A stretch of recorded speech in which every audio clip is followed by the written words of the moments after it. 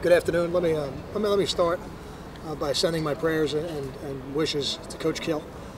Had the opportunity in 2003 to coach against a Jerry Kill football team, and there's no question that the football world is going to miss him on the sidelines. He's a class act to the greatest degree, and somebody I enjoyed being around, although we did not get an opportunity to compete with him since he's been at Minnesota. Questions? You get a chance to know him at all, just from some of the Big Ten coaching stuff? Sure, yeah, I got a chance to know him a little bit. The Big Ten meetings, and it's always an education for a young head coach when you hear somebody speak up and you watch the older head coaches listen. And when Jerry gave his opinion, everybody took note of it, and it was always well thought out. And again, just a class act in every way. John, I noticed Darius is out here almost coaching or whatnot. I mean, what's the value to having him out here rather than inside doing his own rehab? Sure, yeah. Sometimes we do that, and other times when we can get the rehab work done around the practice schedule, it's good to have him out here. He's one of our captains. He's one of our leaders. You don't see what he does in the meeting rooms and things like that, but to have his presence on the field, one of the things he's always done very well is hold people accountable, which is a tough quality for a young person when you're with your peers. He's always done a good job of that, and I think he does a good job of making sure he does that with the younger players. It's good for those young guys who haven't really seen him play as much to hear his voice out here. How unusual is it to have a guy, because I feel like injured guys are usually kind of out of sight, out of mind. How unusual is it to have him out here and so involved?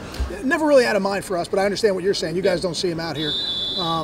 But it's unique. Yeah, we don't do it a lot, but I think it's a unique situation. A two-time captain, somebody with his resume. If he can be out here helping us drive the tempo of practice, I think it's good. Okay, when it comes to Leonte, how do you measure? Do we want 6 games of him at whatever, 75, 80%, or do we want to rest him and do maybe 4 games at 100%? It really just comes down to what the doctors tell me. I have to lean on the medical professionals because they're the ones who've been through this, and they've had situations like this in their past, and I take their advice and then I lean on that, and there's always a certain part of it with the player himself. How does he feel?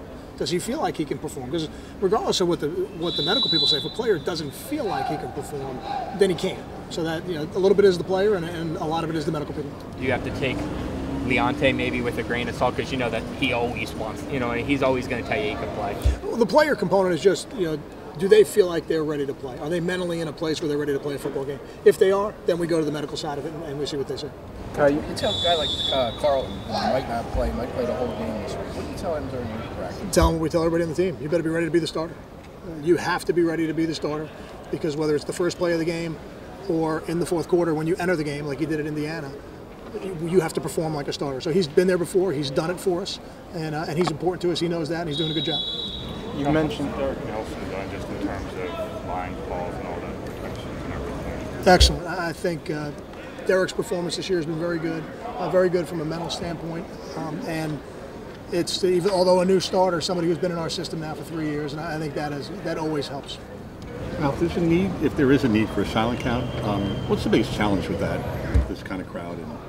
From what everybody tells me, there will be a need for a silent count. This sounds like it's one of the, you listen to the other players in the Big Ten and at media days talk about the loudest environments in the Big Ten, and this gets referenced quite a bit, the environment at Camp Randall. So we're expecting to need a silent count and to use one. I think nowadays offenses have evolved to where it's not really unique anymore. It's something we practice a lot, starting in training camp, and I think we function well with it, so I'm not concerned about it.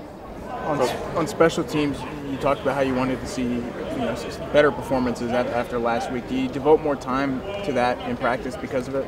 You really can't. The time is the time, and when you get to this point in the season, there's only so many reps that the players have in them. So it's not a matter of devoting more time. I think it's just a matter of being a little bit more precise and making sure that we're giving them everything that they need in practice to prepare for the game. I think we are, and now the players got to respond. Coach, what can you say about Tanner McAvoy from what you've seen on film and maybe back recruiting when he came out of Berkeley Catholic? Well, in the recruiting process, he really he wanted to be a quarterback, and so that's really most of what I remember about that situation. But I know this: they think very highly of him, and they're the ones that are working with him on a day-to-day basis because they're playing him on defense.